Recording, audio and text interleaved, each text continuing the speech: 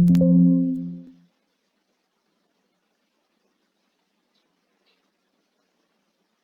का वीडियो होगा एफकेट के ऊपर।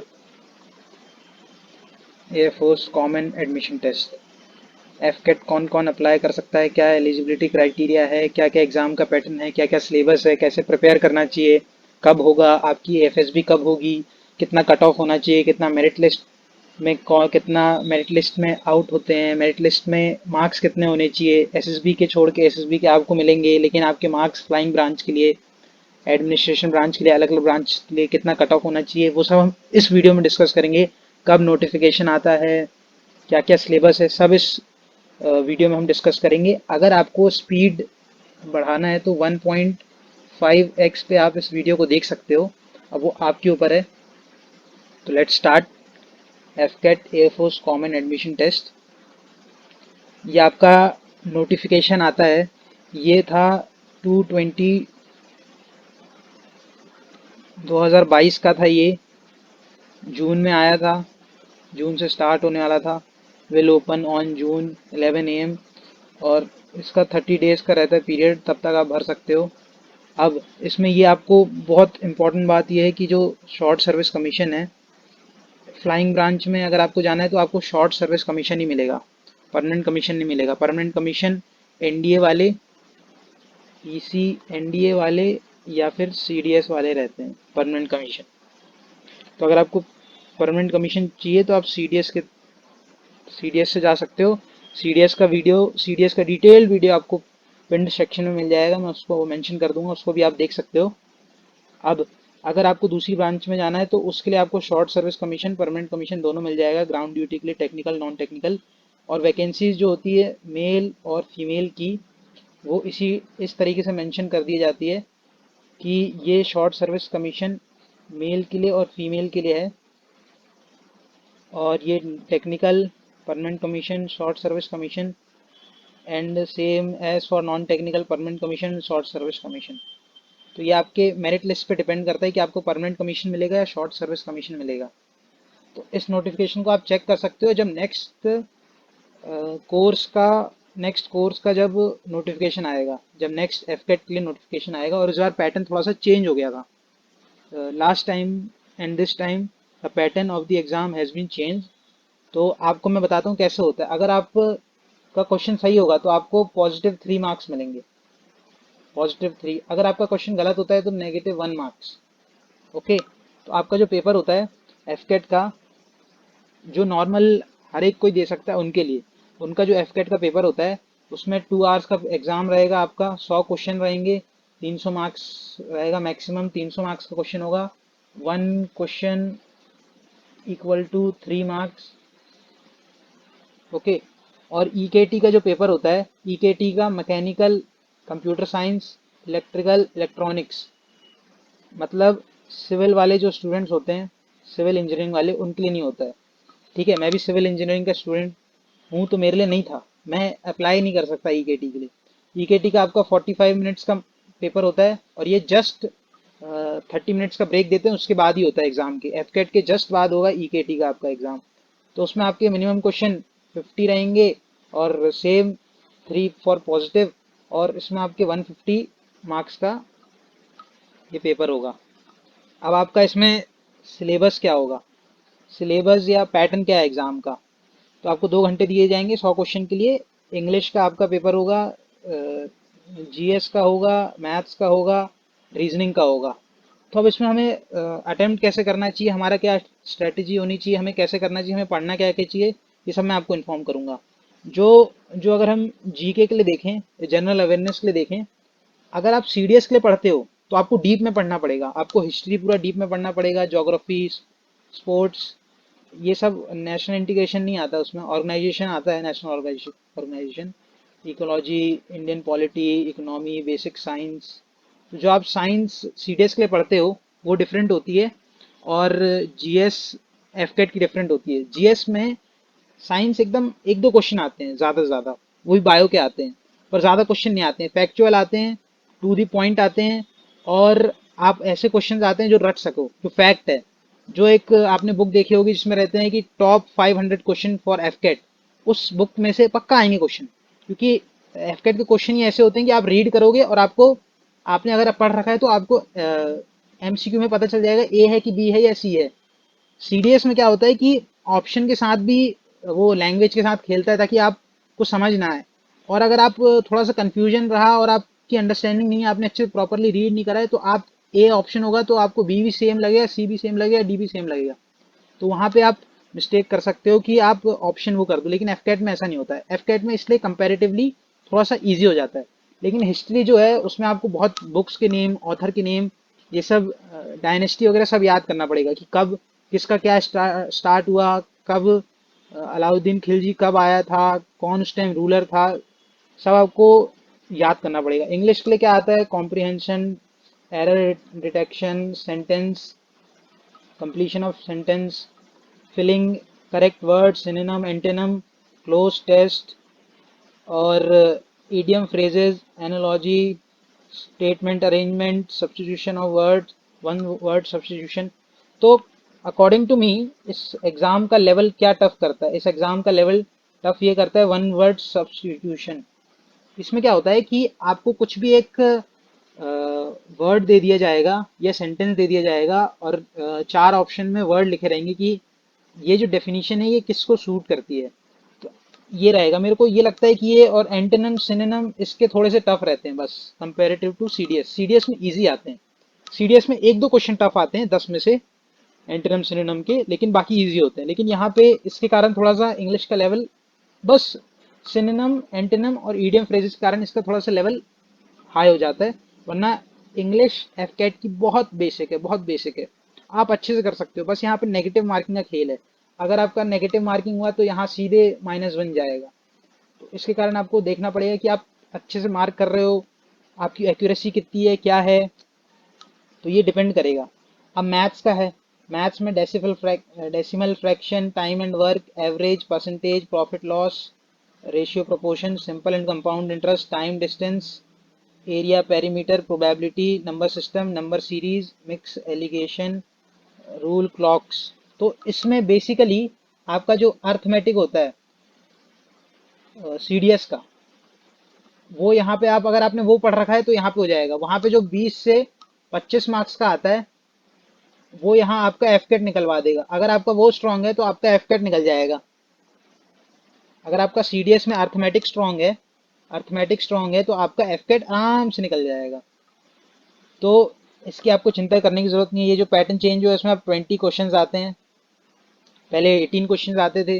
अब आपकी reasoning, reasoning and military aptitude, ये तो इतनी इजी आते हैं, इतने इजी आते हैं कि आपके अगर 30 क्वेश्चंस आए हैं तो 30 में से 27 तो करेक्ट होने ही चाहिए।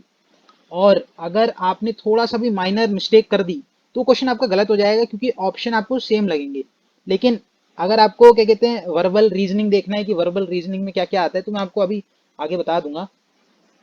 तो आपका एफकेट का ये हो गया, ईच सेक्शन मैंने आपको बता दिया, 4 सेक्शन होते हैं आपका। ये 4 सेक्शन होंगे इंग्लिश में।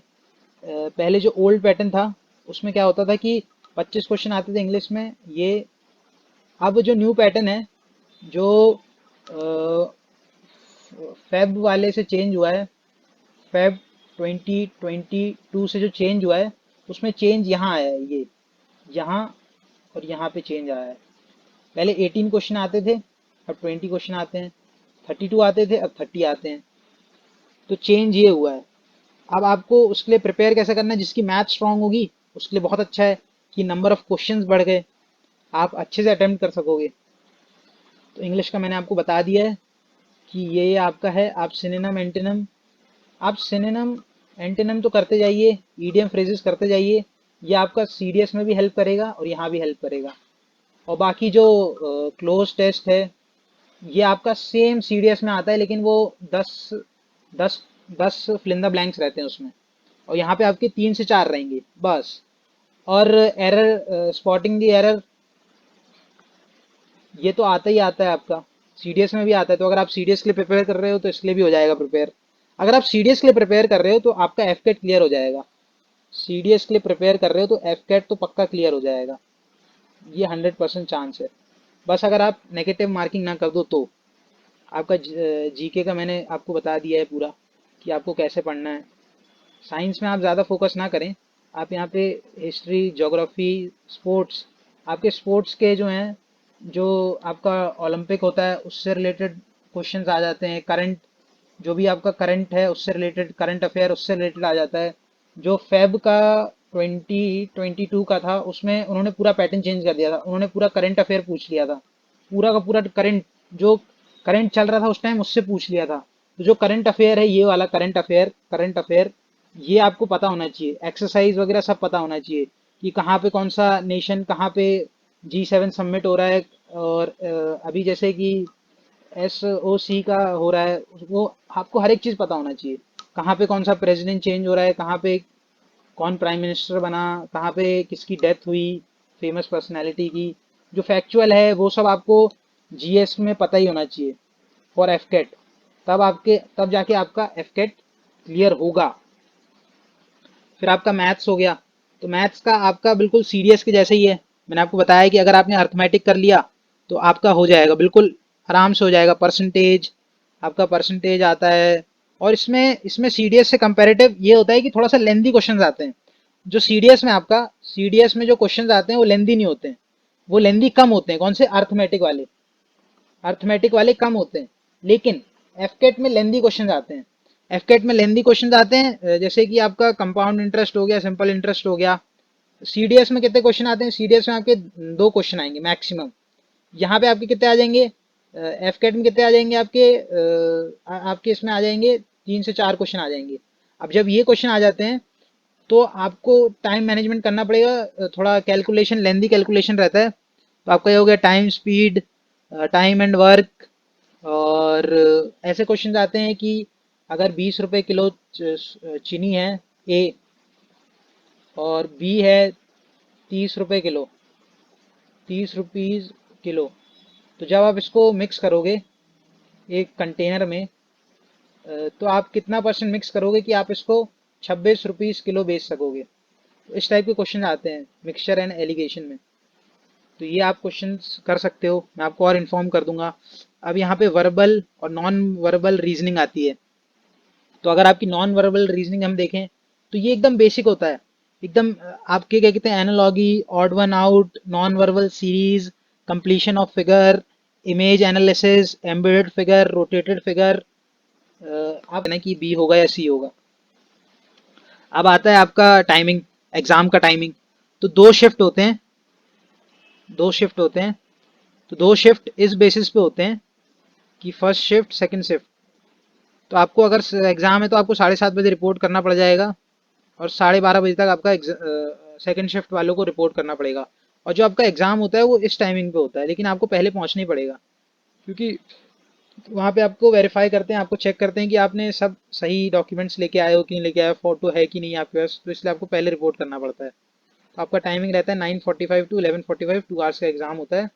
तो आपको admit card, ID proof, photograph और 2 आईडी प्रूफ ले जाना पड़ेगा। इस बार से शायद कंपलसरी कर दिया था, मैं 2 ले जाता था, पर जो लोग नहीं लेके आए थे उनको बोला था कि 2 लेके आइए या फिर बाहर जाके फोटोकॉपी करा के लेके आइए, सेकंड वाले की कलर फोटोकॉपी।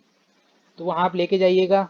और जिनका EKT है, सुबह वाला जो शिफ्ट होता है खासकर उनको देते हैं, जो नॉर्मल ग्रेजुएशन वाले होते हैं या फिर सिविल इंजीनियरिंग वाले होते हैं, जो बीटेक बाकी ब्रांचेस वाले होते हैं, उनको ये वाला सेकंड स्लॉट दिया जाता है। सेकंड स्लॉट इसलिए दिया जाता है ताकि उनका EKT का पेपर हो जाए, EKT का पेपर तुरंत हो जाए उसके बाद। ये रहा EKT का पेपर आपका हो जाए। और सेम यहाँ पे भी आप देख सकते हो, फर्स्ट जो शिफ्ट होता है उसमें नॉर्मल, जिन्होंने बीटेक वो वाला, मतलब जिनको नॉर्मल ग्रेजुएशन है उनके लिए है फर्स्ट शिफ्ट। तो ये है, ये आप एयरफोर्स के साइट में जा सकते हो, CDAC.FCAT में। वहाँ पे जाके आप जब आपकी ईमेल आईडी पासवर्ड डालोगे, और आपके लिए ये यहाँ पे एक पॉजिटिव पॉइंट है कि आप मॉक टेस्ट दे सकते हो जाके। आपको पता चल जाएगा कि मॉक टेस्ट दे दूंगा मैं, और मॉक टेस्ट एकदम सेम स्क्रीन होती है, और क्वेश्चंस पुराने मिलेंगे आपको। मॉक टेस्ट 4 मॉक टेस्ट मिल जाएंगे आपको। ये रही, मैंने साइट यहाँ पे मेंशन कर दी है। आप गूगल में लिखोगे आपको मिल जाएगा, ठीक है। तो आप गूगल में जाना और ये साइट डालना, आपको मिल जाएगा। तो इसमें क्या है कि 2018 के बाद इन्होंने अपडेट नहीं करा है, तो इसमें 4 से 5 पेपर्स हैं PYQ। तो उसको आप जाके देख सकते हो। और ये मतलब नॉर्मल है, आप जब एफकेट का एग्ज़ाम देने जाओगे, जिन्होंने पहली बार दिया है, जिन्होंने दिया उनको पता है।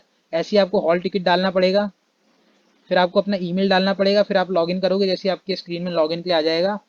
फिर आपके उसके बाद आप जब लॉगिन कर लोगे तो आप अपना एग्ज़ाम दे सकोगे। तो आप प्लीज़ PYQ लगा लेना, यहाँ से इनकी स्क्रीन से तो प्रैक्टिस कर ही लेना।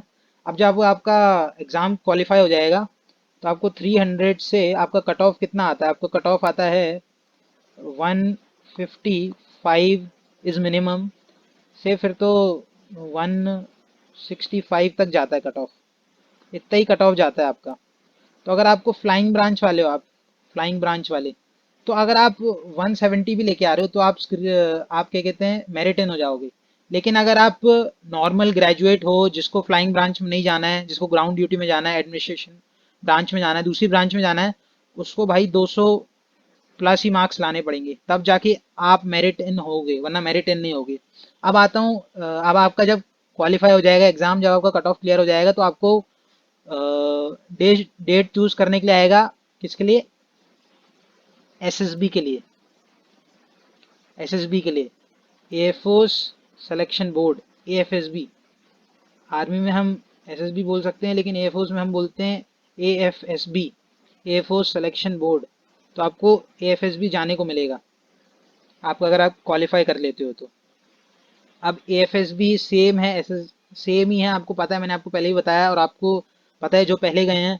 आपका स्टेज 1 होगा, स्टेज 2 होगा। स्टेज 1 में आपकी टेस्टिंग होगी, जिसमें PPNDT होगा, picture perception and discussion test. मतलब आपको पिक्चर दिखाई जाएगी, एक पिक्चर दिखाई जाएगी, उसमें कोई होगा, कुछ कार वगैरह होगी, कुछ भी होगा, कोई सीन होगा, उसको आपको दिखाया जाएगा। उस पिक्चर को आपको ध्यान से देखना है 30 सेकंड में, फिर उसको आपको परसीव करना है कि ये मेरे को आदमी दिख रहा है, ये दिवाली के सेलिब्रेशन के लिए अपनी कार को ठीक करा रहा है, रिपेयर करवा रहा है। फिर उसको आपको ग्रुप के बीच में बैठ के डिस्कस करना है। ये आपका फर्स्ट डे का होगा। अगर आप, और आपका OIR होगा, OIR होगा आपका 1, OIR 2 होगा। सुबह आपको ब्रेकफास्ट दे दिया जाएगा, ब्रेकफास्ट देने के बाद आपका ऑफिसर्स इंटेलिजेंस रेटिंग टेस्ट होगा। OIR होने के बाद तुरंत आपको उसी हॉल में प्रोजेक्टर के साथ बिठा के आपको पिक्चर दिखाई जाएगी, PPNDT होगा। PPNDT होने के बाद आपको एक ये यू शेप में या सेमी सर्कल शेप में बिठा दिया जाएगा कैंडिडेट्स को। यहाँ पे GTO साइकोलॉजिस्ट आयो बैठे रहेंगे, और आपको उनको नहीं देखना है, और यहाँ पे आप बैठे रहोगे ऐसे। आप ग्रुप में डिस्कस करोगे कि आपने क्या परसीव करा है, आपने देखा क्या है फोटो में। फिर आप परसीव करने के बाद आप अपना क्या कहते हैं, नरेशन कर दोगे, इंडिविजुअल नरेशन कर देंगे सबको ही। नरेशन करने के बाद फिर जैसे ही लास्ट वाले का नरेशन खत्म होगा, सब ग्रुप डिस्कशन स्टार्ट कर देंगे। और फिश मार्केट ना करें तो ज़्यादा अच्छा रहेगा, तभी आपको तीनों के तीनों असेसर सुन पाएंगे और आपको असेस कर पाएंगे कि आपके पॉइंट्स वैलिड हैं, आपकी स्टोरी क्या है। तो आप अगर वहाँ से स्क्रीन इन होते हो, स्क्रीन इन तो ठीक है, वरना अगर स्क्रीन आउट तो आप वहाँ से सीधे घर चले जाओगे।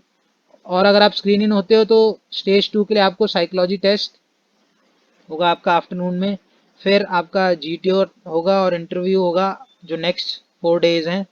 तो उसके बेसिस पे अगर आपकी परफॉर्मेंस उनके अकॉर्डिंग सही रही, अगर आपको 2 या 3 तीनों टिक कर देते हैं तो आप रिकमेंड हो जाओगे।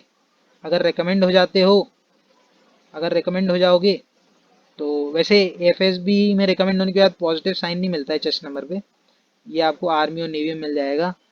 फिर आपकी डॉक्यूमेंटेशन चेक होगा, फिर आपका मेडिकल होगा। और मेडिकल में जब आपका फ्लाइंग ब्रांच है तो आपको CPS देना पड़ेगा, PABT देना पड़ेगा। PABT अर्लियर अटेम्प्ट और flying cadet suspended from flying training at air force academy will not be eligible. तो आपका CPSS होगा।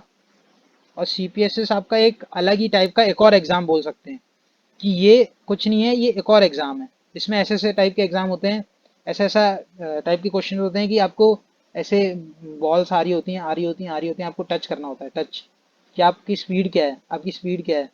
और आपका सेम जो आपका नॉन वर्बल, वर्बल, ये सब है, ये वापस होंगे। और आपको एक कंट्रोलर दे दिया जाएगा। जिसको भी CPSS के लिए तैयारी करनी है वो आप प्लीज़ वीडियो गेम ज़रूर खेलें, और जो इंस्ट्रक्शन वो पहले देंगे, उससे पहले उसको आप प्लीज़ उसको आप याद करते जाइए, मेमोराइज करते जाइए कि क्या इंस्ट्रक्शन दिया उन्होंने। अगर आप वैसे करोगे तो आपके लिए बहुत ईजी रहेगा, क्योंकि अगर आप वो नहीं सुनते हो तो आपके लिए प्रॉब्लम हो जाएगी। अब आती है मेरिट आउट की बात, मेरिट आउट या मेरिट लिस्ट की बात। तो मेरिट आउट जो होते हैं एफकेट में, वो बहुत ज़्यादा होता है, क्योंकि आप अगर कट ऑफ क्लियर कर लेते हो, आप अगर 168 मार्क्स ले आते हो and cut off was 155 cut off, ठीक है, अगर इस बार का कट ऑफ 155 है और अगर आपके 168 मार्क्स आ रहे हैं और अगर आप एडम ब्रांच के लिए हैं तो आप मेरिट आउट हो जाएंगे। तो अगर आपको उससे बचना है तो आप अपना स्कोर 200 प्लस रखिए। अगर आपका 200 प्लस है तो आप एकदम सेफ स्कोर है आपका, आप एकदम सेफेस्ट स्कोर है आपका। तो इससे आपको मेरिट आउट होने के चांसेस है ही नहीं। और अगर आप सीपीएसएस देने के बाद आपका सीपीएसएस क्लियर नहीं होता है और आपके अगर स्कोर 168 है, तो 168 में चांसेस ये थे कि आप रिकमेंड होके मेरिट इन हो जाते 168 में। लेकिन 168 में आप एडमिनिस्ट्रेशन ब्रांच के लिए मेरिट इन नहीं होने वाले। ओके, तो अगर आप सीपीएसएस फेल कर देते हो तो आप फिर दूसरी ब्रांच के लिए ग्राउंड ड्यूटी, नॉन टेक वगैरह के लिए आ जाओगे। तो आपको देखना पड़ेगा कि आप पहले ही सेफ स्कोर करो, 200 प्लस स्कोर करो तो अच्छा रहेगा। 200 प्लस, 200 और 195 प्लस, तो आप एकदम सेफ पॉइंट में हो कि आपका स्कोर अच्छा रहेगा और आप मेरिट आउट नहीं होगे। तो ये था हमारा एफकेट, जो मैंने अपना ऑब्जर्व किया है, जो मैंने एग्ज़ाम दिया है, जो मेरा एक्सपीरियंस है वो मैं आपके साथ शेयर कर रहा हूँ। और अगर आपको सीरियस की वीडियो देखना है तो मैं आपको कार्ड में मेंशन कर दूंगा, आप वहाँ से जाके देख सकते हैं। Thank you from my side. अगर आपके लिए ये इन्फॉर्मेशन वैल्यूएबल थी और अगर आपको लगता है कि ये बाकी के लिए भी वैल्यूएबल होगी तो please do share and hit a like button. Please do mention your comments. मैं आपके सारे कमेंट्स के रिप्लाई करूँगा, जो भी आपकी क्वेरीज है वो सब मैं आंसर कर दूंगा। प्लीज़ शेयर करिए, सब्सक्राइब करिए, लाइक करिए and press the black bell icon अगर आपको इन्फॉर्मेशन वैल्यूएबल लगी तो। मैं ऐसे ही वीडियोज़ लाते रहूँगा। Thank you so much.